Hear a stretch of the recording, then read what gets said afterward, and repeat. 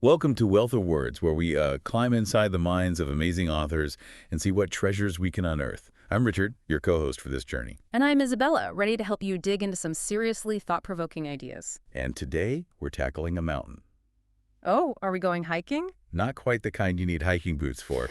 We're diving into Brianna Wiest's The Mountain Is You, a book all about, well, those internal roadblocks that keep us from being our best selves. Right, those inner obstacles, those things we kind of trip over again and again. The mountain is such a brilliant metaphor for that. It really is. I know I've got a whole mountain range in my head sometimes, but before we start our ascent, Our ascent, you and your metaphors.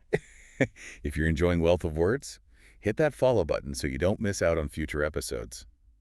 And let us know in the comments what your biggest internal mountain is. We love hearing from you. We really do. Now, one of the things that Weiss points out right away that really struck me is this idea that self-sabotage, it's not, just a lack of willpower. Yeah, we've all been there, like, I should exercise, but then Netflix. Exactly. It's actually a clever, almost sneaky disguise for something deeper. Fears we have, or needs that aren't being met. Your brain is trying to protect you, even if it's doing it in a totally, counterproductive way. So it's like, I'm not actually lazy when I put off that tough conversation with my boss. I'm just terrified of conflict. It could be. Your brain's going, danger, danger, avoid at all costs. That's a much nicer way to put it than calling myself a wimp. And Wiest uses this amazing story about Carl Jung, the famous psychologist. As a kid, he would actually faint. Faint? Yeah, pass out whenever he had to go to school. Not because he was physically ill, but because his mind unconsciously found a way to avoid a situation that was causing him anxiety. Even though he maybe didn't realize that's what was going on. Exactly. It makes you wonder what things we do that seem irrational but actually have like a hidden root cause. Now I'm thinking about all those times I got sick right before a big presentation. Maybe there's a deeper reason than just bad luck. It's worth exploring what patterns in your life, and think specifically, feel like self-sabotage. What need might those patterns be fulfilling, even in a roundabout way? Write those down, because once you kind of see them, you can start to really address the root of it. It's like detective work, but for your own brain. I love that. And speaking of tackling tricky things, Wiest talks a lot about emotional intelligence, but not just in this vague sense. She gives some really specific and actionable steps. So no more just saying be more in touch with your feelings. Exactly. She lays out a three-part process. Identify, validate, course correct. Okay, break that down for me. So picture this. You're scrolling through social media and you start feeling envious. Everyone's life seems perfect and yours, not so much. I've definitely been there. And then I feel bad for even feeling envious. And that's where this process comes in. Step one, identify. You say, okay, this is envy I'm feeling. Why? Because I'm comparing myself to these online personas and feeling like I don't measure up. So you're naming it, getting curious, but not beating yourself up for it. That's where validation comes in. It's not about wallowing. It's acknowledging your feelings without judgment. It's okay to feel envious sometimes. It's a human emotion. I'm not a bad person for feeling this way. It's like offering yourself a little pep talk. Exactly. But then what? How do you actually move on from the feeling? That's where course correction comes in. Now that you understand the feeling, you can actually choose how to respond. Maybe limit social media time, unfollow those triggering accounts, or focus on the good things in your own life. It's like taking control of the steering wheel instead of letting your emotions drive the car. Perfectly put. And Wiest argues that mastering this process is so crucial because, the beliefs we hold about ourselves, the stories we tell ourselves, often from childhood or past experiences, these can become major roadblocks as adults. Ah, yes, those pesky limiting beliefs. I'm not creative. I'm bad at math. Things we repeat that hold us back. And what's fascinating is how these often become self-fulfilling prophecies. If you truly believe you're not good at something, you're less likely to even try, or you approach it with such low confidence, you practically guarantee you won't succeed. It's like you're setting yourself up for failure before you even begin. Right. So Wiest encourages us to challenge those beliefs head on. Write them down. Seriously, get them out of your head and onto paper where you can really look at them. Shining a light on those shadowy thoughts we usually avoid. Exactly. Now you can see them clearly. You can start to question how valid they really are. Is this actually true? What evidence do I have? Where did this belief even come from? Is it facts or just some old programming? It's like taking those beliefs to court and demanding evidence. I love that. And then the next step is you reframe them. Instead of I'm not good at public speaking, it becomes I'm willing to learn and improve my public speaking skills. It's subtle but powerful. It's a growth mindset, not a fixed one. Exactly. And that shift in perspective is huge when it comes to overcoming self-sabotage. Once you believe you can change and grow, the mountain doesn't seem quite so daunting. So we're starting to see the shape of this mountain, understanding why we self-sabotage, equipping ourselves with tools like emotional intelligence, but we've only just begun our ascent. Join us in part 2 of Wealth of Words, where we explore even more practical strategies for reaching the peak of our potential. Welcome back to Wealth of Words. We're still climbing this mountain of self-sabotage with Brianna Wiest as our guide. Last time we were talking about those sneaky limiting Like beliefs. those "I'm not good enough, I could never" kind of thoughts. And something I really appreciate about Weist's approach, she doesn't just tell us to think positive. She acknowledges that change, real change, can be uncomfortable, even scary sometimes. Yeah, no kidding. Who actually enjoys feeling uncomfortable? We're wired to avoid that stuff. Exactly. But here's the thing. Weist uses this really cool metaphor. She compares discomfort to a forest fire. Okay, now that sounds a little intense. It is, but bear with me. When a fire burns, yeah, it's destructive.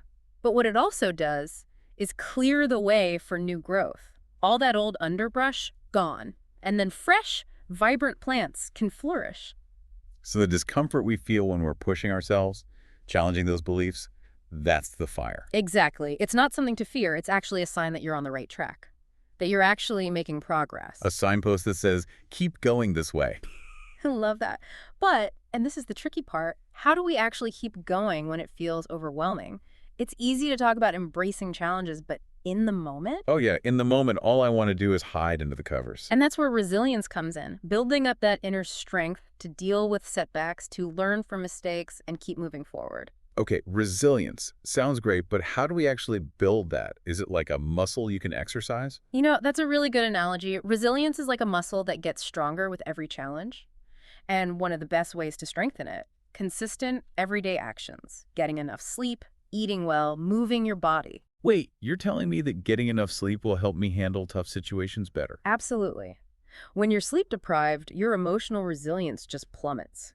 You're more stressed, irritable, easier to overwhelm. It's like trying to climb a mountain with no food or water. So I'm not just being a grumpy grandpa when I say, get your sleep. Nope. And exercise, that's another big one.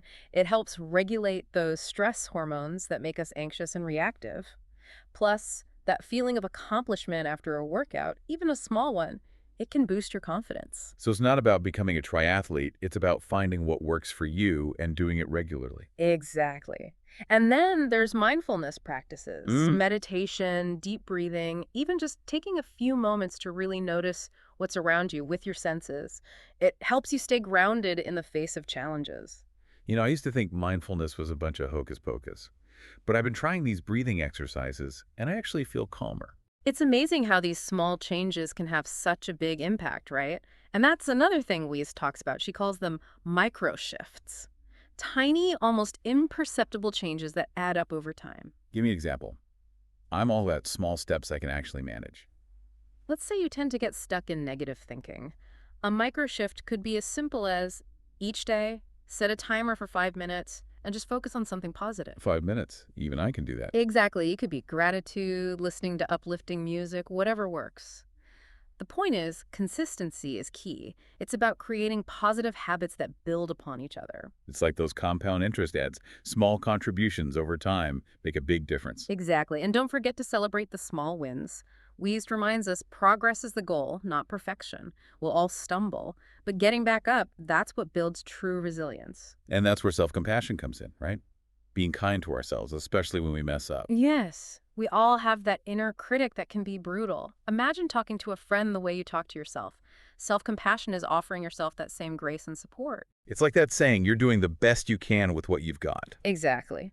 Now, as we keep climbing, Wiest reminds us that this journey isn't just about changing our habits, it's about how those patterns show up in our relationships. Okay, now that's a whole other mountain range. It is. But think about it. We often attract people in situations that mirror our internal state, got deep-seated insecurities. You might unconsciously pick partners who reinforce those beliefs. Like, I'm seeking evidence to prove myself right, even if it's hurting me. And sometimes we sabotage good relationships out of fear. Fear of intimacy, of commitment. It's like we're trying to protect ourselves from getting hurt. I've totally done that. Get close to someone, then suddenly a million reasons why it won't work pop into my head. So if we want healthy relationships, that inner work is essential. Identify those self-sabotaging patterns, challenge the beliefs driving them. So it's not about finding the right person. It's about becoming the right person for a relationship. Exactly. Believing you're worthy of love, of healthy connections, and then taking action to create that, choosing partners who value and support you. We're getting deep here, but it's true. You can't build a solid relationship if the foundation is shaky. And this brings us to one of Wiest's most powerful tools, Yeah. the power of vision. Okay, vision. I'm intrigued. Tell me more. Wiest really emphasizes having a clear vision of your future self, the person you want to be. It's like a guide, a North Star, pulling you toward your best self. I love that. It's like I have this mental picture of myself living my dream life with all the qualities I want to have. Exactly. And that vision becomes fuel, especially when doubts creep in or those old patterns resurface. It reminds you why you're on this journey. So how do we actually create this vision? Is it all vision boards and glitter? There are a few ways. Journaling is powerful. Write as if you're already that person. What does your day look like? What obstacles have you overcome? It's like writing a story, but starring future me, the successful and happy version. I love that. Another technique, visualization. Close your eyes, feel yourself in that desired state, confident, loved, whatever it is. Engage your senses. What do you see, hear, even smell? It's like a mental movie, but way more immersive. And yeah, if visuals help, go for that vision board, but make it specific to your goals.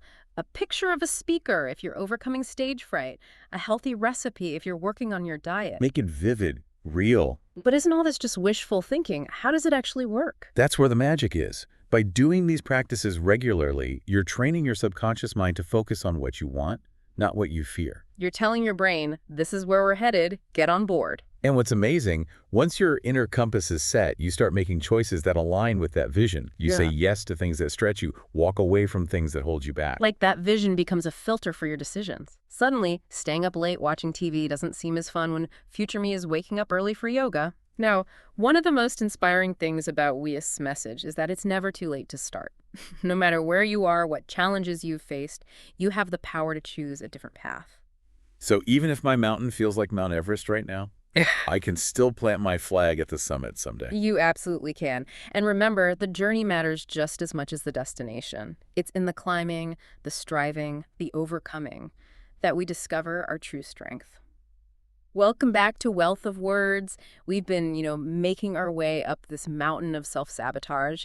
And now, with Brianna Wiest, it's time to talk about reaching the peak, about really envisioning your best self. Okay, but this envisioning thing, it's more than just daydreaming, right? Oh, definitely. Yeah. Wiest talks about it as a deliberate practice. You're connecting with who you want to be, almost like sending a signal out to the universe. This is me, coming soon. Okay, sending good vibes, I'm all about that. But I gotta admit, I've tried vision boards before, felt kind of cheesy. Does this have to be all arts and crafts? Not at all. There are a few ways to do this. Journaling is really powerful. Write as if you're already that ideal version of yourself. What's your day like? What challenges have you already overcome? Oh, so like I'm writing a story, but the main character is future me, totally rocking it at life. Exactly. Another technique is visualization. Close your eyes, really feel yourself in that desired state, confident at work, surrounded by love, whatever it is for you, and use your senses. What do you see, hear, even smell? It's like a mental movie, but way more immersive. Right. And if visuals do help you, then yeah, go for that vision board. But instead of generic images, make it super specific to your goals. A picture of a speaker if you want to get over stage fright, a healthy recipe if you're working on your eating habits. So make it vivid, tangible, but focused. But here's the thing, isn't this all a bit wishful thinking? Like how does just thinking about something make it happen? Well, that's where the magic comes in. When you do these practices regularly, you're not just dreaming, you're training your subconscious mind to focus on what you want, not what you're afraid of. It's like telling your brain, hey, this is the destination. Start figuring out the directions. And the amazing thing is, once you've got that internal compass set, you start making choices that match that vision almost automatically. You say yes to opportunities that push you. You walk away from things that no longer serve you. So that vision becomes like a filter for your decisions. Suddenly, staying up late to watch TV doesn't seem so fun when future me is waking up early to go for a run, all energized. And what I find really inspiring is that Weiss says it's never too late to start this journey. Wherever you are in life, whatever you faced, you can choose a different path.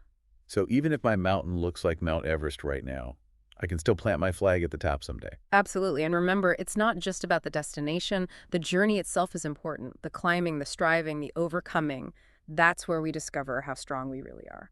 So as we wrap up this wealth of words exploration of the mountain is you, what's the takeaway for our listeners? What one small step can they take today to start their own climb? Start with awareness. Pick one pattern in your life that feels like self-sabotage.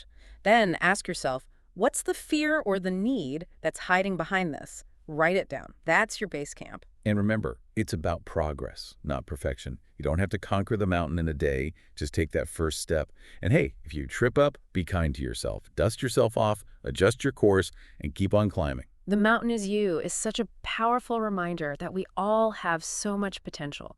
It's up to us to face our challenges and create the lives we truly want. Thank you for joining us on this journey through Wealth of Words.